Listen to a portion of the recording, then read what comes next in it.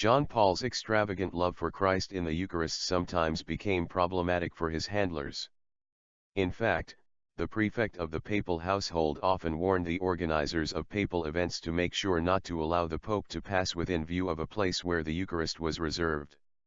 Otherwise, he'd surely enter the chapel for prolonged periods of time and the entire schedule would be thrown off.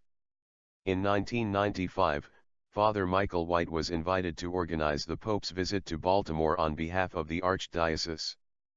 Prior to the Holy Father's arrival, the chief organizer for papal pilgrimages, Father Roberto Tucci, S.J., came to Maryland to scout out the venues and make the necessary arrangements for John Paul's trip. When he arrived at the Archbishop's residence, he noticed that one of the doors in the hallway the Pope would pass through opened into a chapel with the Blessed Sacrament. He instructed Father White, "Keep that door closed so he doesn't know there's a chapel in there."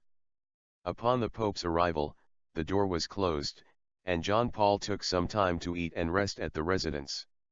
When it was time to leave, he walked down the hall, which was lined with doors leading into various rooms, passed by the door of the chapel, then suddenly stopped.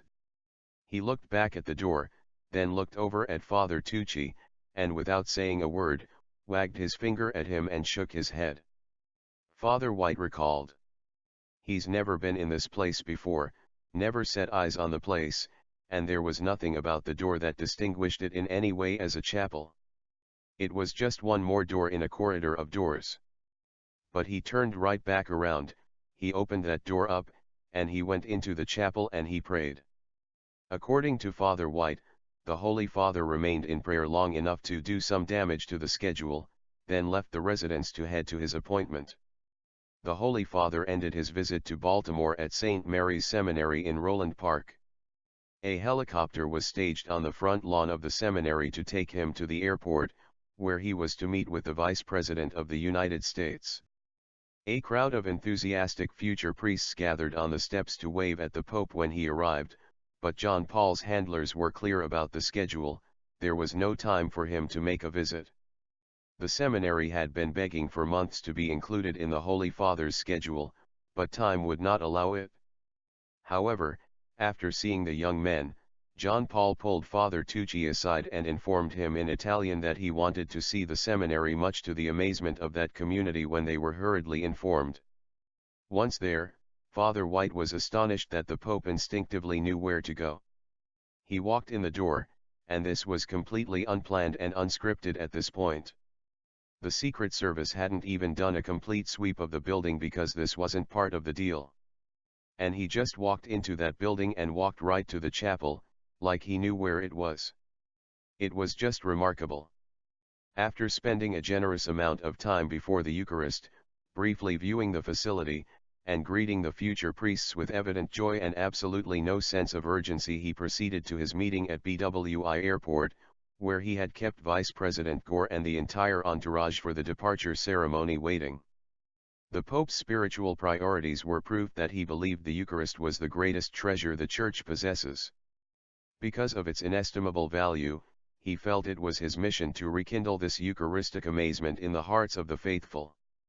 To help Christians understand the reality of Christ's presence in the Blessed Sacrament, he appealed to the human experience of love. During a homily in Brazil, he asked, "How many times in our lives have we seen two people separated who love each other? During the ugly and bitter war, in my youth, I saw young people leave without hope of return, parents torn from their homes, not knowing if they would one day find their loved ones. Upon leaving, a gesture, a picture, or an object passes from hand to hand in a certain way in order to prolong presence in absence. And nothing more. Human love is capable only of these symbols." Motivated by an even greater love, when the hour had come for Christ to part with his disciples, he had the power to leave his church with more than a gesture. In his absence, he left his presence. John Paul explained. Thus, to say farewell, the Lord Jesus Christ, perfect God and perfect man, did not leave his friends a symbol, but the reality of himself. Under the species of bread and wine, he is really present, with his body and his blood, his soul and divinity. For John Paul, the question is not whether Jesus is truly present in the Blessed Sacrament, but rather whether Catholics are truly present to God in their midst.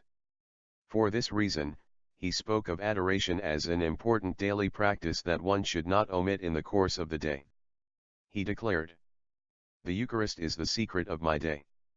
It gives strength and meaning to all my activities of service to the Church and to the whole world. Let Jesus in the Blessed Sacrament speak to your hearts. It is He who is the true answer of life that you seek. He stays here with us, He is God with us. Seek Him without tiring, welcome Him without reserve, love Him without interruption, today, tomorrow, forever." If a person is unable to visit or receive the Eucharist, John Paul recommended that he or she make a spiritual communion, taking a moment to invite Jesus into one's heart. For John Paul, the key to rekindling Eucharistic love is to look to Mary, who was the first tabernacle in history.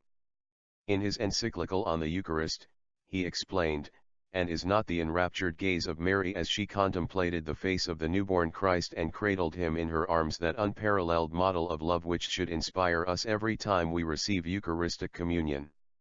Today, John Paul's tomb rests in the most fitting of locations, in the heart of the church in St. Peter's Basilica, between the Chapel of the Pietà and the Chapel of the Blessed Sacrament. Even in death, he reminds the faithful of what he said in life: "Were we to disregard the Eucharist, how could we overcome our own deficiency?" Thanks for watching. Please share and subscribe for more. Saint John Paul II, pray for the world.